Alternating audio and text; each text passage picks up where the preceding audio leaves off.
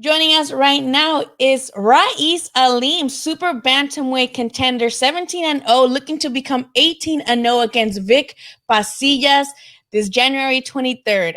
Let us know what you know about Vic Pasillas and how you're preparing for this pretty big fight. Somebody's gotta go.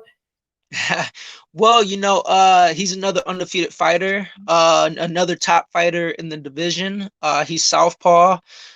We both have a lot to lose. We both have a lot to gain, So he's an explosive fighter, very good fighter. So I'm looking forward to that opportunity. Now, in your previous fight against Marcus Bates, he did have a hand injury, but you were beating him mostly all the rounds. How does that fight, fighting such a competition like Marcus Bates, because he's no pushover, how has that prepared you for this fight now against Vic Pasillas? Well, Bates was another high level fighter, a top contender in our division. He has fast hands and fast feet, and he's more so considered a counter puncher, Bates. And from what I've been hearing, Pasillas is considered like more of a counter puncher. He's fast on his feet. He has fast hands. The only difference is he's southpaw, not orthodox. Now, Vic Pasillas is coming off a knockout victory in the sixth round against another undefeated fighter. Are you worried at all about the power? And if you are, what are you working on in the gym specifically to, make sure that that negates his power? I'm not worried about the power. He has stoppages. I have stoppages. I always say if you can dish it, you got to be able to take it. I believe I have a hell of a chin. I'm prepared to go the distance. I ultimately want to stop him. So I've never really had a problem fighting southpaws, but I'll adjust as necessary. After looking at tape from Vic, what are the biggest flaws you see in his game and something that maybe you feel you can capitalize off of, especially, what are your advantages coming into this fight? Well, I watched his last fight. That was the only fight that I watched of him. He looked really good, despite fighting an undefeated fighter. Uh, I didn't think much of the guy that he fought. Maybe that's because he's that good and he made the guy look like he sucked. But you know, um, styles make fights. So we'll see what kind of fighter he is when I step in the ring with him. I don't really know. Maybe he tries to be aggressive. Maybe he tries to counter. It just depends on what he tries to do.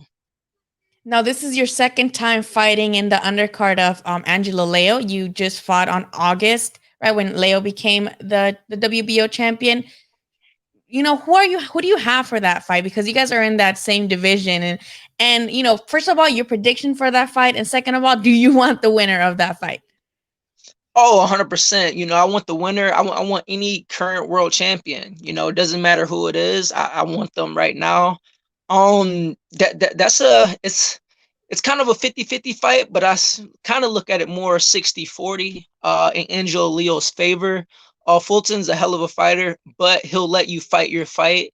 And Leo's the type of fighter who wants to get on your chest, and he'll be on your chest for 12 rounds. So, you know, yeah, I'm leaning towards Leo Now, to defend this okay. title. Okay, now Angelo Leo, he's also in Las Vegas. He's out of New Mexico. You're from Michigan, if I'm not mistaken, and you Yeah. moved to Vegas as well. How has, the move to Vegas helped your career? Should that be with better sparring now that you're just there by yourself and focusing on boxing? How have you liked the move to Vegas? Well, the move to Vegas has definitely elevated my career. It's whether I liked it or not, it's forced me to elevate my game in all aspects. Sparring, training, everything, it's just the next level. Like you spar guys out here, you're sparring top level guys. You have former world champions, current world champions coming in and out the gyms. You have young, hungry prospects in and out the gyms. So it's just a great environment to be in. Now, your nickname is the Beast. Let us know where you got that name from. If somebody else gave it to you, how did that little nickname come about?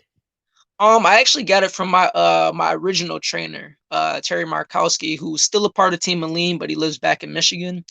So it was just at the gym, just sparring different guys and just working out, hitting the bag and stuff. Like, oh, he's a beast. He's a beast. And then, after a few of my pro fights, people in the audience were saying, "Oh man, he's a beast." And then my trainer came up with the name Raeese the Beast, and it just kind of stuck.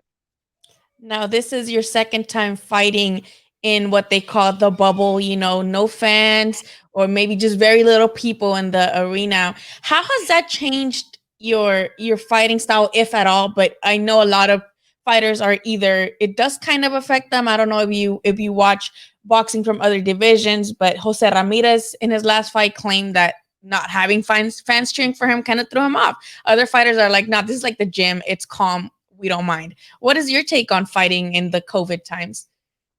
Well, I was just fortunate enough to been able to fight, and, whether it was in the bubble or not. It didn't affect me. At the end of the day, we're all competitors, and when two warriors step in the ring, it's all about business. I mean, it was a little bit different, but it wasn't enough for me to say like, "Yo, that shit bothered me." Now, what I hear the complaint is the most is the wait, where they have to be there a week earlier and they have no saunas and they have no really any time to or any real facility to be able to shed a little bit more weight. Are you comfortable in that super bantamweight division, or can we expect you to maybe, you know, if you do win a title at that division, move up and pretty soon after that?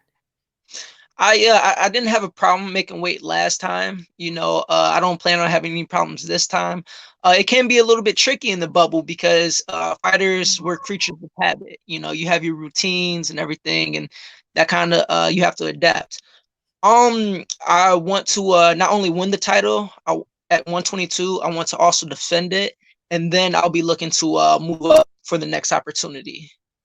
Now, a lot of fans praised your body work in your last fight. They in the tweets and in the every social media I've seen, most people are talking about your body work. Do you think that is your biggest advantage as a fighter, or what do you think is the it thing that makes Raeese Aleem a better fighter? It's being unpredictable, being I like to be diverse, being able to fight going to my left, to my right, but also attacking the head and the body, just kind of mixing it up. You might think I'm going to the body, but I'm mixing it up with a headshot, or same vice versa. So just my ability to be versatile. Now, the super bantamweight division is pretty freaking stacked right now. Not just Angelo Leo and Fulton, who are the main event for the card you're fighting on, but you have Akhmadaliev, who got two belts from Danny Roman. We have Danny Roman, who also, he took an L, but he's still a pretty big fighter. We have Ray Vargas also fighting with PBC now. Should you not get a title shot immediately, is there any other guy that maybe is not a champion that you have your eyes on or that you see and you think, I can take this guy? Well, I want to fight with Akhmadaliev. He has two of the belts. He still hasn't defended his title since he won those belts. So I get through Pasillas. I want him, Figueroa, the winner of Leo Fulton. Honestly, any current world champion, it's like I want to step in the ring with, and I want that opportunity. Akhmadaliev has a reputation for being a power puncher. Do you prefer power puncher styles as opposed to maybe a more slick fighter? It doesn't matter. If he's a power puncher, if he's slick, good on his feet, I just have to adjust, and I have throughout the course of my career. So it's put him in front of me, and I'll figure out a way to beat him. Now with Vic Pasillas, he again got a knockout victory in his last fight. He looks really, really hungry. I know you said you're trying to go for the knockout in that fight, but what is your prediction coming in? Are you trying to go for the knockout, or you're gonna try to do your plan, and if the knockout comes, you'll capitalize on it? Well, I'm going to stick to the script. Ultimately, I would love to knock this guy out, but it's just if it's there. I'm not gonna push for it. I'm not gonna go out there swinging for the fences. I think if I keep my poise, I think by the eighth to tenth round, I should be able to get him out of there. I'm prepared to go the distance. I'm ready. What is a usual day of training like for you? Like from waking up to end of training day? Like what does it look like for you? Well, it's waking up, hitting the boxing gym about 10 o'clock, grinding out, doing that, and then I'll do my two a day. So as soon as I leave the boxing gym, I'll go straight to the fitness gym and get my cardio in, whatever I do there, and then I'll go home and relax my body for the rest of the day. Now, a lot of fighters are strength and conditioning, though it's taking on more popularity in the boxing world.